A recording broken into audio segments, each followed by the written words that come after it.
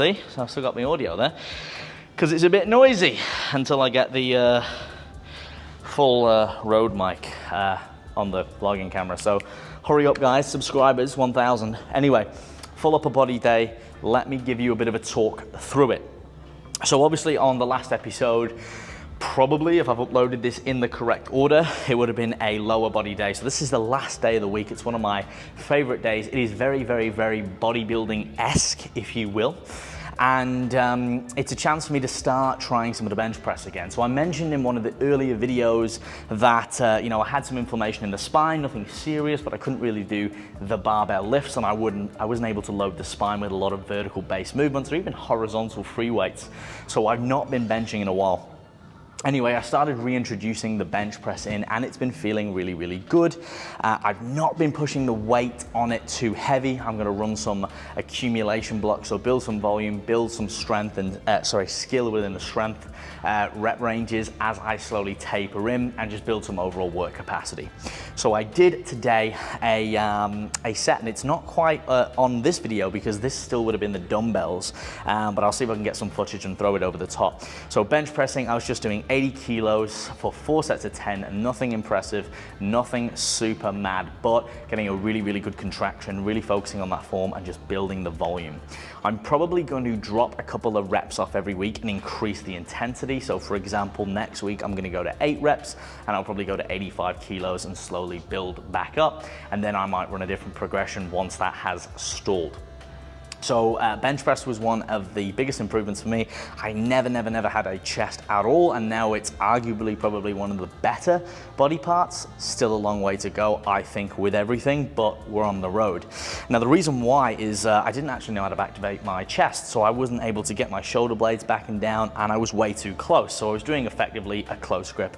Wicked triceps, wicked front delts, no chest. So if you guys want to learn more about that, you can go to one of my bench press or chest videos, and I can talk to you about how to do all that and the nuances, etc., to help you if you find you have a lack of chest development, amongst other things. Or you guys can obviously jump into the academy as well, where there's lots of learning too. Shameless plug, gotta get it in. After that, we move to a vertical pull. So remember, this is a full upper body day, so it's a big day, really hitting that 2-3 times a week frequency on the muscles. It's a neutral grip lat pull down. I absolutely love these things. I love the stretch through the lat. I love the range of motion. I love the way it feels. A neutral grip is one of the strongest, if not the strongest of all grips, because you've got that beautiful balance between using the bicep to assist you all the way into the lat, a little bit of rear delt as well. It's a wonderful exercise, and I just really love getting that squeeze and contraction. Having a little bit of an angle on the back, but not too much. If you're sort of lying back, flat horizontal and swinging on it, you look like an orangutan, but also you might as well do a fucking row. So, you know, guys, don't be leaning back too far. Don't be swinging on weights. No one likes that. If this is you, please stop. Click the link that may pop up there now if my editing guys onto it, to that series. After that, we move to a Smith machine upright row, which is something that I've not done in a long time. Did enjoy it though, did enjoy the squeeze, did enjoy the pump, something a little bit different. Wanted to kind of take a little bit of volume away from the chest that I've been doing a lot lately, so a little bit more in the shoulders, upper traps, etc. That's been feeling good, gonna run that for a couple more weeks. I supersetted them today, which you won't see on this video because I don't think I've got footage, with some lateral raises, just with some plates, just to get a little bit of extra volume in the lateral delts. And then I moved on to what I would normally do. I think I've got this here on this video, which is a chest supported seal row, or a humble row, some people might call it. So by having a chest support in place from a bench and having it at an angle anywhere from 30 to 45 or even down to 15 degrees, it takes a lot of stress off the lower back. So if you want to sort of reduce the assistance from the back and the legs and really isolate the lats, the rear delts, the rhomboids, this is a really good exercise. It's a lot more difficult than it looks. Make sure you're rowing your elbow back down towards your waist, so you're not coming back and rolling over, elbows coming back and down. So again, you can get that lat activation through that movement. And that was dumbbell, so nothing too crazy there. Moving on from them, we've been doing some cable chest flies, so a little bit more of a stretch, something a little bit more isolation based rather than compound, with heavy pressing, which has been done a lot, at the start and also in the other sessions in the week, which I've aforementioned. So really getting a good squeeze, really getting a good contraction, making sure the joints are positioned well, pumping it full of blood.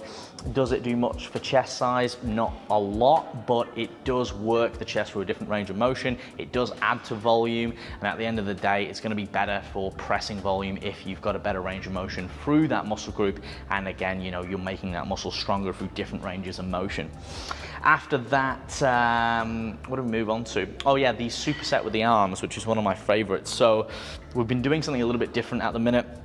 I think in this video we may have had a machine, so something that I wouldn't normally use, but I thought, hey, what the hell, which is pretty much an extension with two arms, pulling on what looks like hoses, and pretty much just doing a tricep extension. Anything extension the elbow is going to get you triceps, whether it's overhead, horizontal, vertical, barbell, you name it, it's pretty much extension. And then depending on what sort of variant you're doing and what angle, that's going to work one of the three heads or emphasize it.